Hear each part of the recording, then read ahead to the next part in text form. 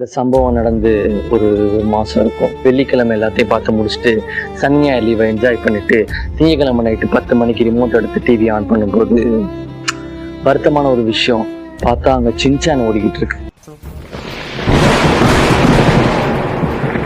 Hello guys, சும்மா வளவலா கோலாலாம் பேசிக்கிட்டு இருக்கிறாம ஸ்ட்ரைட்டாக நருட்டோ ஷிப்டன் அப்டேட்டுக்குள்ளே போயிடுவோம். ஸோ நருட்டோ ஷிப்டன் ஏன் ஸ்டாப் ஆச்சு, அது எப்போ வரும், இந்த சோனியா என்னதான் பண்ணிக்கிட்டு இருக்காங்க அப்படின்றத அப்டேட்ஸை இந்த வீடியோவில் பார்த்துடலாம்.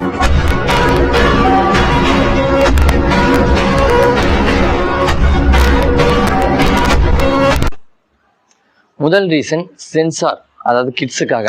ஏன் அப்படி சொல்றேன்னா, அன்னைக்கு அப்படிதான் நருட்டோ கிளாசிக்கையாவது பார்ப்போம்.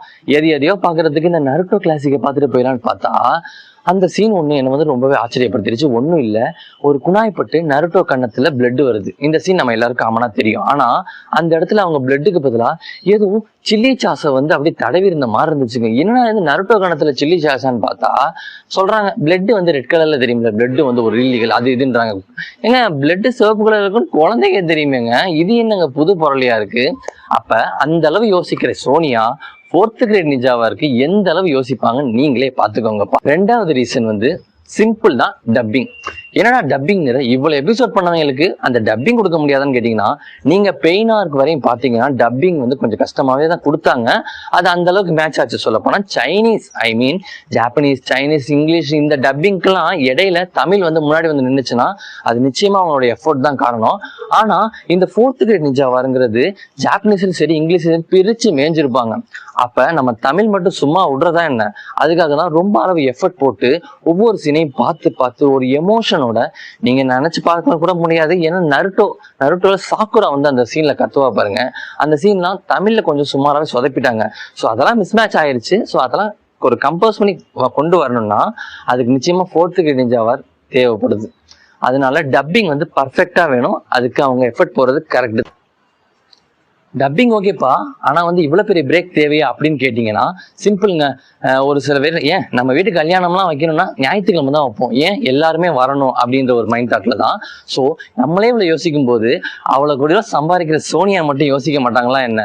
ஸோ எக்ஸாம் டைமு அது லொட்டு லொசக்கு அந்த இது இந்த இதுன்னு ஓடிக்கிட்டு இருக்கு. இதுல நைட்டு 10 மணிக்கு சன் டிவில நிறைய சீரியல்லாம் வேற போடுறாங்க. இதுக்கெல்லாம் மேட்ச் பண்ணி கொண்டு வரணும்னா கொஞ்சம் கஷ்டம் தான். இருந்தாலும் அவங்க அப்டேட் பண்ணும்போது அந்த 10 மணிக்கு டிஆர்பி ரேட் சோனியா பக்கம் தான் போகுது. இது நம்பகரமான ஒரு உண்மை. அதெல்லாம் ஓகே, எப்பதான் வரும் அப்படின்னு கேட்டீங்கன்னா, நீங்க கவனிச்சு பார்த்துருப்பீங்க யூடியூப்ல நிறைய சேனல்ஸ் நிறைய அப்டேட் சொல்றாங்க, என் கண்டுபிடவே நிறைய வருது. சோனியா கிட்ட இருந்து இன்னொரு அந்த அபிஷியல் வரல. ஆனா சோனியா சின்சான் போடும்போது அவங்க வெப்பேஜ்ல எல்லாம் போய் நிறைய பேர் ஷிப்புடன் அப்டேட் தான் கேட்கிறாங்க. ஸோ ஒரு வெறுத்த இந்த சோனியா என்ன பண்றாங்கன்னா, ஆஹா விட்டாயிங்க நருட்டோவே மறந்து நம்ம மேல வெறுப்பாயிவாங்க போலன்னு சொல்லிட்டு கிளாசிக் எடுத்து போட்டு ஓட்டிக்கிட்டு இருக்காங்க. இருந்தாலும் கிளாசிக் அப்படி இப்படி ஃபுல் எபிசோடுமே முடியறதுக்கு எப்படி மார்ச் மாசம் வந்து ஆயிருங்க. அவங்க ஒருவேளை ஃபுல் எபிசோடே ஓட விட்டு அதுலயும் டிஆர்பியை வாங்கிட்டு இந்த மார்ச் 3, 4 அந்த டேட் சரிதான் அந்த எபிசோட்ஸ் முடிகிற மாதிரி ஒரு கால்குலேட் இருக்கு. அதுக்கப்புறம் அவங்க ஒரு வாரம் கேப் விட்டு ஷிப்டன் போட்டாலும் நம்ம பார்த்துதான் ஆகணும். ஏன்னா அது நம்ம கையில கிடையாது. மேபி நம்ம ஜனவரி 15க்கு மேல வர வாய்ப்பு இருக்குன்னு சொல்லி அதிகபட்சமா ஒரு நம்பிக்கை இருக்கு. ரீசன் என்னன்னு பாத்தீங்கன்னா, எல்லா லாங்குவேஜ்லயும் டப்பிங் பண்ணணும். ஆல்ரெடி ஒரு மாசம் கேப் விட்டுட்டாங்க. இப்போ வந்து பாத்தீங்கன்னா அந்த 4th கிரேட் நிஞ்சா வருங்கிறது ஒரு முக்கியமான, ஓகேவா சொல்ல போனா பெயின் ஆர்க்கை விட ஒரு முக்கியமான ஒரு ஆர்க்குனா அது இந்த 4th கிரேட் நிஞ்சா ஆர்க் தான்.